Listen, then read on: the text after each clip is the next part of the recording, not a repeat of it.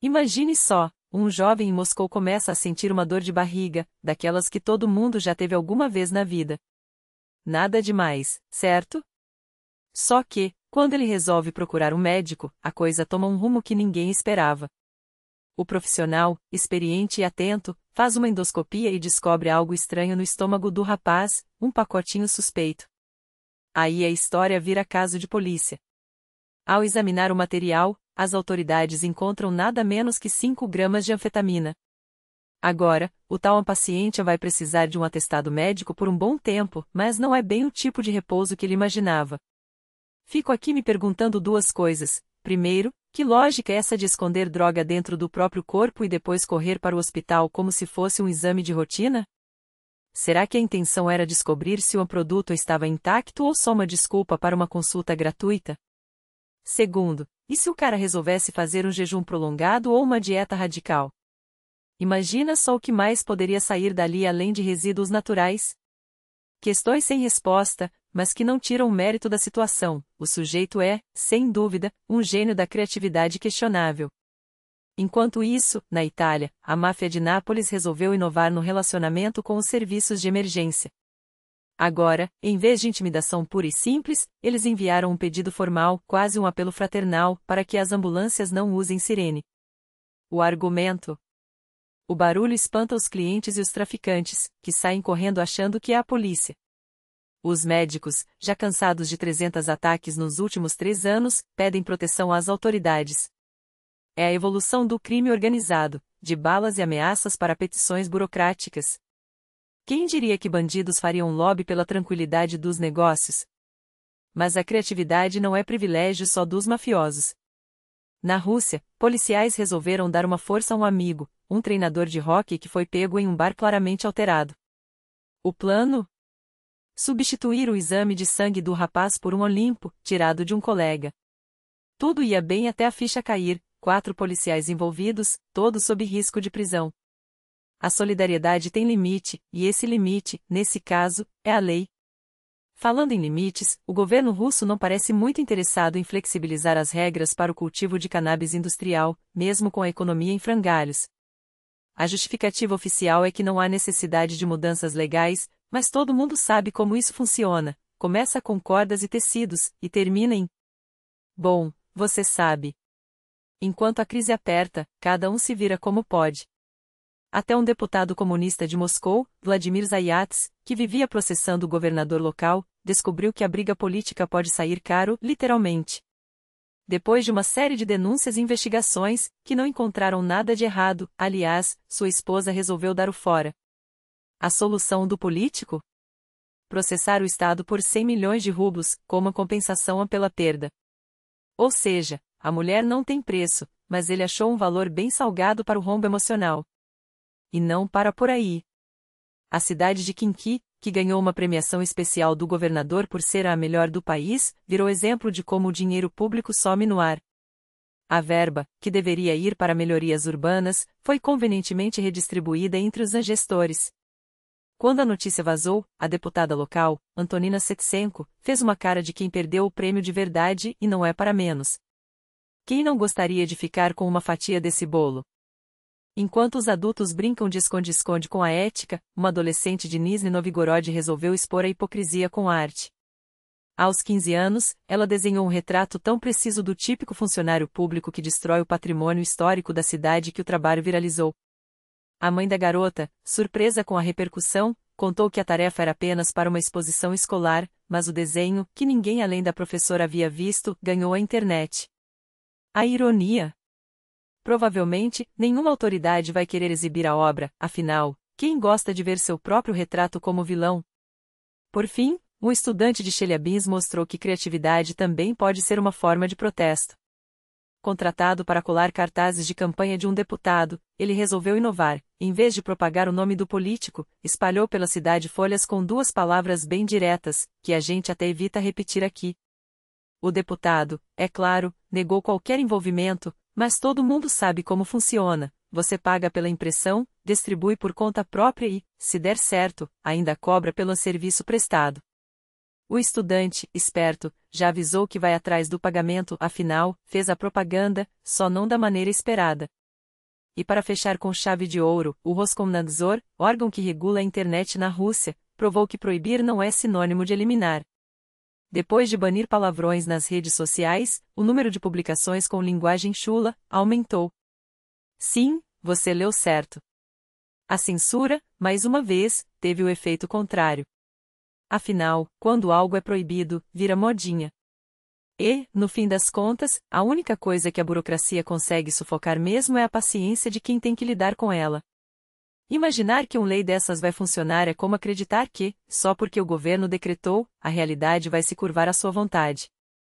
Mas não se engane, em março, eles vão tentar empurrar isso goela abaixo da população e aí, meu amigo, acordaremos em um país onde até o ar que respiramos será filtrado pela burocracia. Um lugar onde, no vasto e gelado território da internet, nem mesmo um simples caramba escapará ileso. Seremos todos tão cultos, tão refinados, que até a frustração de um dia ruim terá que ser expressa em alexandrinos. Que tristeza! Que desolação! Porque, no fundo, todos sabemos como isso termina, promessas não cumpridas, direitos pisoteados, e a sensação de que, mais uma vez, nos venderam um peixe podre embrulhado em papel de presente. A toalha suja da decepção cobre o chão, enquanto lá fora o céu é cinza, a conta não paga, e as notícias, as notícias. Melhor trocar de canal, não é? Ou, quem sabe, iluminar o dia com algo que, pelo menos, compense um pouco essa realidade distópica. E falando em compensação, por que não falamos de algo que realmente vale a pena? A debit card e arco do Locobank, por exemplo. Não é só um cartão. É um passaporte para quem gosta de gastar e ganhar. Os benefícios? Uma lista tão longa que você vai precisar de um bloquinho para anotar tudo. Primeiro, o cashback direto na conta, não aqueles pontinhos que você nunca usa, mas dinheiro de verdade. Enquanto a maioria dos bancos te dá míseros 1%, e ainda esconde a letrinha miúda, aqui você ganha até 3% de volta em todas as compras. Sim, você leu certo, todas. E não para por aí. 4,5% ao ano sobre o saldo da conta, um rendimento que deixa a poupança no chinelo. Mas espere, tem mais. Até 25% de cashback em lojas parceiras, porque, se você vai gastar, que seja com desconto de quem entende do riso. Transferências. Gratuitas se for até R$ 25 mil por mês via número da conta, ou R$ 100 mil por telefone. E, para fechar com estilo, faça 3 compras acima de R$ 1.000 nos primeiros 30 dias e ganhe R$ 500 de volta na hora. Não é promoção, não é pegadinha, é o Locobank dizendo toma, isso é seu. Quer ver com seus próprios olhos? Clique no link da descrição e descubra por que esse cartão é a única coisa que está dando certo nesse país. Agora, se você acha que já viu de tudo, espere até conhecer a teimosia humana. Há pessoas que, no meio do inverno siberiano, perfuram gelo com um buraco na alma só para pescar. Sim, Rybak, aqueles que transformam o sofrimento em hobby. Anton, nosso herói do dia, não resistiu ao chamado das águas congeladas, e ao brilho de suas novas lâminas para o trado. Armado com seu equipamento, Sunny cheia de iscas e um buraco recém-aberto no gelo, ele deslizou para a aventura, até que a aventura o alcançou. Um escorregão, um voo desajeitado, e plaft, o trado, aquele mesmo, com lâminas afiadíssimas, aterrissou exatamente onde nenhum homem gostaria. Anton, é claro, achou que era só um arranhão. Deve ter sido a calça, pensou, enquanto o sangue começava a manchar a neve. Só ao chegar em casa, quando a esposa inspecionou a ferida, é que o pesadelo se revelou. O trado havia perfurado a calça, a roupa íntima, e se alojado, sim, ali, a 1,5 centímetros de profundidade. A mulher, em choque, quase desmaiou.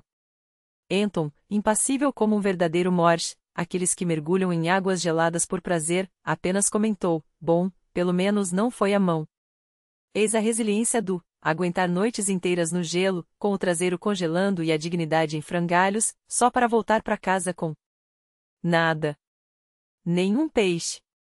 Só uma história que, garantimos, ninguém vai querer ouvir nos detalhes. Enquanto isso, em Novosibirsk, os funcionários públicos decidiram que, se a natureza cobriu tudo de neve, o mínimo que podiam fazer era garantir que ninguém sentasse nos bancos. Então, com o zelo de um escultor renascentista, eles esculpiram tronos de gelo nas paradas de ônibus. Não para sentar, é claro, afinal, quem em sã consciência se atreveria a encostar neles? mas para decorar. Porque nada diz a civilização como um assento inutilizável em pleno inverno. Talvez tenham se inspirado no MIDI russo, que, em um movimento de gênio estratégico, decidiu criar seu próprio TikTok. Sim, o ministério que cuida das relações internacionais agora quer dancinhas e challenges para melhorar sua imagem. Enquanto isso, na Chechênia, presos gravam raps pró-vacina porque, claramente, nada convence mais do que um coro de detentos cantando sobre imunização. E o ápice do absurdo? Um rapaz surdo-mudo foi multado em São Petersburgo por gritar slogans em um protesto. O detalhe? Ele não emitia som algum, apenas gesticulava. Mas, para as autoridades, até o silêncio pode ser subversivo. O Kremlin, é claro, sugeriu que ele recorresse da decisão. Porque, no fim das contas, até a justiça cega precisa de legendas. Enquanto isso, o MCHS, o equivalente russo aos bombeiros, nos presenteia com um tutorial de como ficar em pé sobre machados. Não, não é metáfora. É literal. 2 machados cravados no chão, e um funcionário público equilibrando-se sobre eles como se fosse o próximo Ninja Warrior. Qual a mensagem? Que eles estão prontos para qualquer emergência. Ou que, se você cair de um prédio, pelo menos saberão como fazer malabarismo com seu desespero? E, para fechar com ouro, ou com o que restou da nossa sanidade, a porta-voz do MIDI, Maria Zakharova, confirmou: sim, o ministério agora tem TikTok oficial. Porque, se não podemos confiar em nada mais, pelo menos teremos coreografias diplomáticas para distrair da realidade. Moral da história? Em um mundo onde bancos dão cashback, sobrevivem a traumas anais, e o governo faz TikTok, a única certeza é que a loucura é democrática. E, se você não pode vencê-la, pelo menos ganhe 3% de volta no processo. E enquanto você ainda está tentando processar que a Rússia agora tem uma vanguarda espiritual de curandeiros cósmicos que aceitam pagamentos por amolítias telefônicas, assim, com nota fiscal, claro, a vida real segue nos presenteando com absurdos que nem o melhor roteirista de Black Mirror ousaria inventar. Começamos com um breakthrough médico, a vacina Sputnik V, que passou de piada internacional a dar de 10-0 em eficácia segundo The Lancet e sim, aquele Lancet, o mesmo que os ocidentais usavam para encher a boca e dizer que a Rússia não sabia fazer nem vodka direito. Pois é. Agora, com 92% de proteção, e um plot twist, até jornalistas do Bloomberg estão se vacinando com ela, a pergunta que não quer calar é: será que o Sputnik transforma ortodoxos em demônios ou ocidentais em comunas siberianas? Spoiler, não. Mas se você preferir teorias da conspiração, tem um cara em Irkutsk que pulou do 16º andar com paraquedas só para provar que a gravidade é uma invenção do Kremlin. E deu certo. Enquanto isso, você ainda está com medo de tomar a segunda dose. Fala sério, que país é esse onde os cidadãos pulam de prédios como se fossem skins de GTA? A polícia prende gente tentando embarcar com passaportes da URSS, porque, claro, o soviet nunca morreu, camarada, e os canais de TV viram ringues de UFC verbal? Em Tumen, um âncora explodiu no ar com um, tão épico que até o Czargrad, sim, aquele canal que acha que o inverno russo é triste sem invasores para congelar, teve que reconhecer: isso é arte. E olha que ele só queria falar sobre o presidente da Coreia do Sul e acabou xingando a equipe inteira por 30 minutos porque ninguém conseguia pronunciar a Sung Ki. Relatável. Mas se você achava que isso era o fundo do poço, espere até ver a economia criativa russa em ação. Agora, além de não pagarmos imposto sobre as garrafas que vendemos para reciclagem, sim, aquele dinheirinho sujo que você juntava para comprar mais vodka, descobrimos que investir em Bitcoin é para otários. Afinal, enquanto Elon Musk joga bilhões em cripto, você pode encher o porão de garrafas de plástico e ficar rico sem pagar um copo de imposto. Isso sim é liberdade financeira, companheiro. E como não poderia faltar, a tradição de golpes épicos continua. Em Petersburgo, uma mulher doou 600 mil rublos para curandeiros cósmicos em que prometiam tirar uma olhada via telemolitiva. Em Moscou, uma avó de 74 anos elevou o nível e mandou 8 milhões para o mesmo esquema porque, claro, quando um terapeuta espiritual liga direto do espaço e diz que sua artrite é culpa de uma maldição ancestral, você não questiona, você paga. E paga. E paga de novo. Até ficar sem um tostão, mas livre de energias negativas, e de qualquer herança para os netos. Enquanto isso, na Sibéria, os serviços públicos decidiram que limpar a neve é um conceito relativo.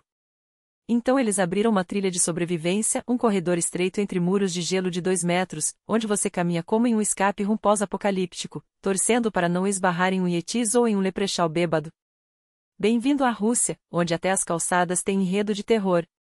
E o melhor: ninguém está surpreso.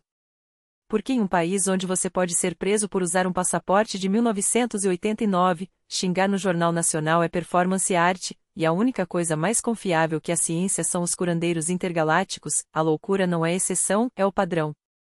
Então, enquanto o mundo discute 5G e chips subcutâneos, nós aqui temos ruas que são armadilhas de gelo, avós milionárias financiando bruxarias e diplomatas dançando no TikTok. Moral da história? Se a vida te der limões, faça vodka. Se te der neve, faça um parque de diversões extremas. E se te der uma ligação de um curandeiro cósmico, desliga o telefone e vai se dar butuki, pelo menos esse investimento é isento de impostos. Enquanto o mundo inteiro recorre a gurus espirituais ou tenta resolver seus problemas com soluções caseiras de duvidosa eficácia, a Rússia segue seu próprio manual de sobrevivência criativa. Tome, por exemplo, a moradora de Chokolkovo, na região de Moscou, que decidiu que a melhor maneira de espantar alienígenas era desmontar seu apartamento até os alicerces. Não estamos falando de uma reforma mal planejada, estamos falando de uma demolição estratégica em nome da segurança interestelar. Os vizinhos, durante meses, ouviram barulhos sinistros vindo do apartamento, marteladas, estrondos, o som característico de alguém que não está apenas reformando, mas declarando guerra a uma invasão extraterrestre. Quando finalmente investigaram, depararam-se com um cenário digno de um filme de terror pós-apocalíptico: paredes derrubadas, pisos arrancados, canos de ventilação destruídos, e o toque final de genialidade: o vaso sanitário jogado fora. Afinal, como ela mesma explicou com a lógica inquestionável de quem já enfrentou o inimigo cósmico, se os alienígenas invadem sua casa, a primeira coisa que eles fazem é usar seu banheiro. Então, se você tirar o vaso, eles desistem e vão embora. O problema? A estrutura predial não compartilhava desse raciocínio. Rações começaram a aparecer nas paredes, o cheiro de esgoto invadiu o prédio, porque, é claro, ela resolveu descartar os dejetos pela ventilação, porque sujar a janela se você pode presentear os vizinhos com um aroma memorável, e a mulher foi, digamos, convidada a passar uma temporada em um local com paredes acolchoadas. Mas ei, pelo menos os alienígenas não tomaram seu banheiro. Enquanto isso, na República de Cacacia, um fazendeiro decidiu que a cerca convencional era muito mainstream para proteger seu gado. Por que usar arame farpado ou madeira quando você pode cercar sua propriedade com lápides roubadas do cemitério vizinho? Os vizinhos, é claro, começaram a questionar sua sanidade mental até perceberem que ele não era completamente louco. Afinal, ele teve a decência de remover as fotos dos falecidos das lápides antes de usá-las como barreira anti-intrusos. O que eles vão fazer? Reclamar. Estão todos podres há décadas, argumentou o fazendeiro, com a pragmática brutalidade de quem entende que, no fundo, um túmulo é apenas um móvel que ninguém mais está usando. Agora, pergunto, o que passa pela cabeça de uma pessoa que, em vez de comprar uma cerca usada ou roubar material de construção, decide desenterrar lápides alheias? Qual é o processo mental que leva alguém a pensar: hoje é um bom dia para profanar um cemitério e decorar meu pasto com monumentos funerários? É arte? É protesto?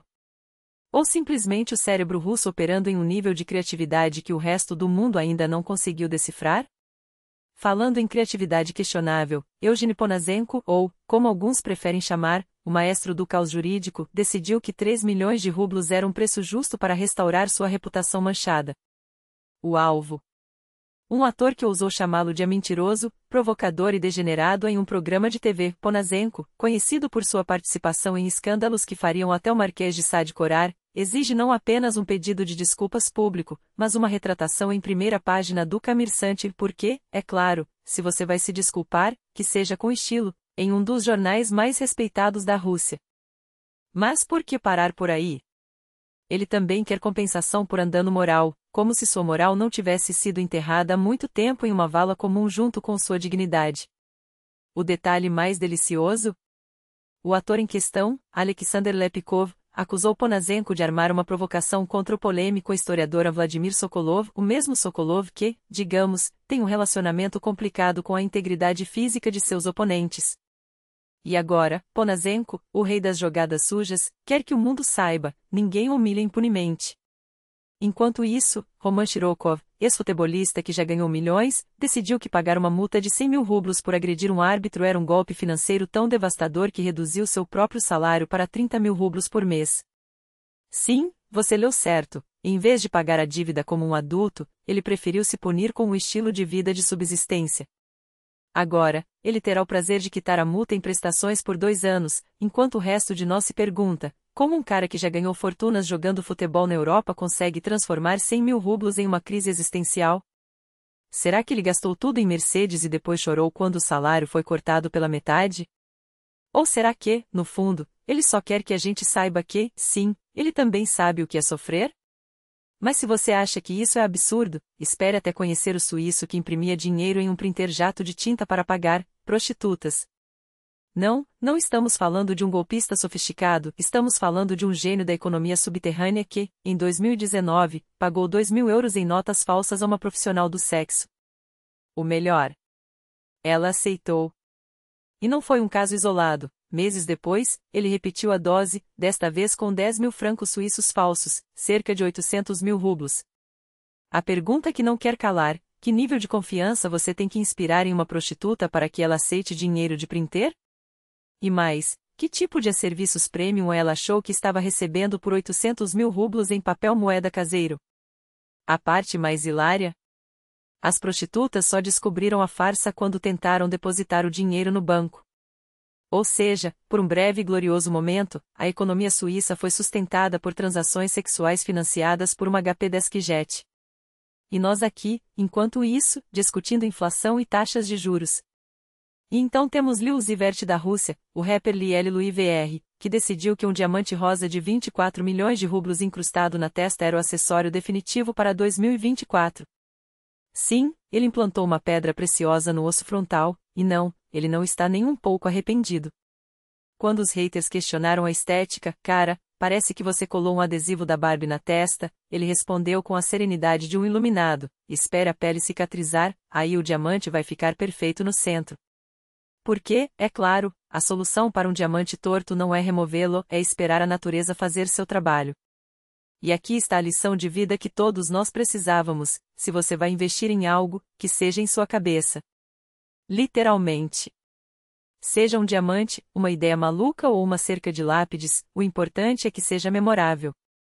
Afinal, como diz o ditado, se você não tem inimigos, é porque não implantou um diamante de 24 milhões na testa. E falando em investimentos questionáveis, o governador de Kurgan, Vadim Shunko, decidiu que servir macarrão podre e salsichas suspeitas para crianças não era apenas um crime contra a nutrição, era uma ofensa pessoal. Após fotos de refeições escolares que pareciam sobras de um experimento soviético de guerra biológica virem à tona, ele ameaçou demitir os responsáveis, descrevendo a comida como um nó de macarrão no lugar da alma e uma salsicha vazia no lugar da consciência. Poesia pura. Se você, governador Shunko, algum dia decidir largar a política, a indústria do cinema precisa de roteiristas como você. Imagina os diálogos: esse purê não é purê, é a metáfora de um sistema falido. E enquanto a Rússia continua nos presenteando com histórias que fazem Black Mirror parecer um documentário otimista, nosso canal chega perto dos 360 mil inscritos, um número que, francamente, nos deixa tão emocionados quanto um fazendeiro com uma cerca nova de lápides. Obrigado por estarem aqui, por curtirem, compartilharem e, acima de tudo, por entenderem que a realidade, às vezes, é muito mais louca do que qualquer ficção que possamos inventar. Próximos passos? Um episódio histórico sobre Rasputin, porque, se tem alguém que entendia de sobrevivência criativa, era ele, e, é claro, mais dessa saga infinita de gente que faz o mundo girar, mesmo que seja na direção errada. Até lá! Cuide-se, invista em diamantes, ou pelo menos em uma boa cerca, e, se os alienígenas baterem à sua porta, lembre-se, o vaso sanitário é a primeira linha de defesa. Música épica de despedida.